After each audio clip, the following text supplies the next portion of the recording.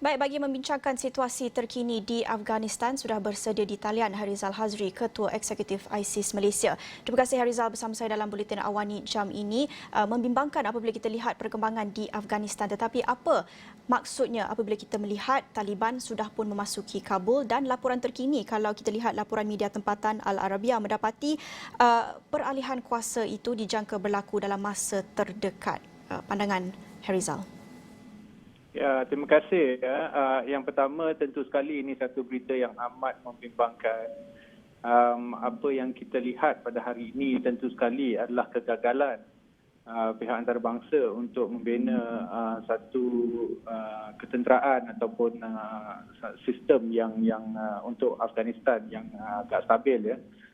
Jadi kita nampak sejurus selepas tentera Amerika ataupun kerajaan Amerika mengambil keputusan untuk meninggalkan Afghanistan, Taliban telah bersedia untuk menyerang, dan dengan satu jangka masa yang sangat cepat, ya, mereka dapat menawan kota-kota di sekitar Kabul, dan malangnya pada hari ini Kabul juga jatuh ke tangan Taliban.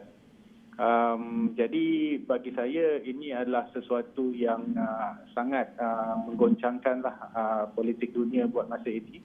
Saya rasa masyarakat antarabangsa harus dengan cepat sekali memberikan respon ataupun memikirkan cara yang terbaik bagaimanakah kita boleh berunding dengan Taliban.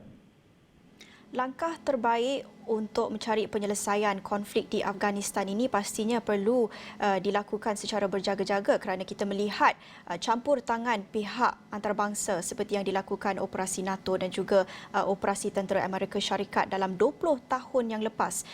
Bercakap tentang kegagalan masyarakat dunia itu, pastinya tumpuan terarah kepada Amerika Syarikat. 20 tahun dikatakan melatih tentera Afghanistan dan juga memperuntukkan berbilion-bilion dolar melatih mereka, tetapi begitu cepat tewas di tangan Taliban. Apa yang boleh kita fahami dan tafsirkan usaha masyarakat dunia dan Amerika Syarikat di Afghanistan 20 tahun yang lepas?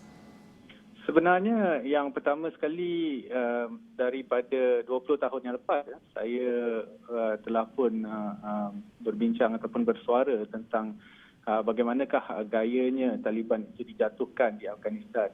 Dan saya sangat konsisten untuk mengatakan bahawa menjatuhkan sesuatu rejim ataupun kerajaan ini melalui operasi ketenteraan itu adalah satu langkah yang sangat tempang ataupun bahaya. Dia tidak lengkap.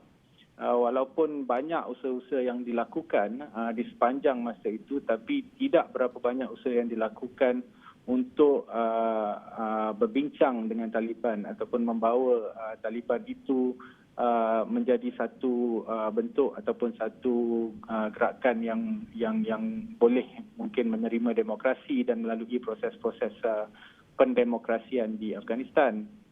Saya daripada dulu lagi sering mengatakan bahawa Afghanistan ini seharusnya melalui satu proses rundingan.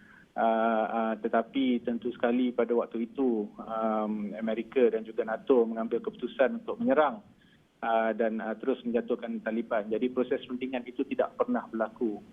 Kita juga tahu bahawa peperangan cara moden ini mungkin dapat menyelesaikan masalah jangka pendek.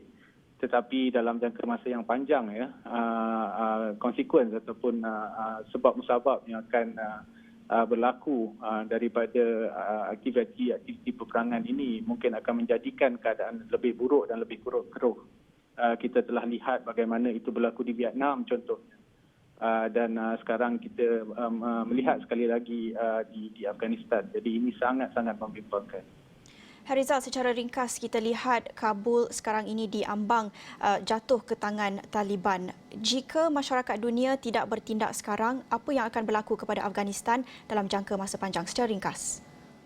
Masalahnya Afghanistan akan kembali menjadi sebuah negara yang terputus daripada hubungan antarabangsa.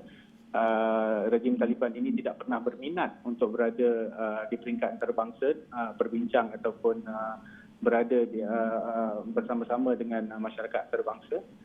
Jadi saya merasakan kegagalan atau kejatuhan Kabul akan sekali lagi membawa Afghanistan menjadi satu negara yang terkebelakang dan juga mungkin kita tidak punya apa-apa jalinan atau laluan dengan Afghanistan.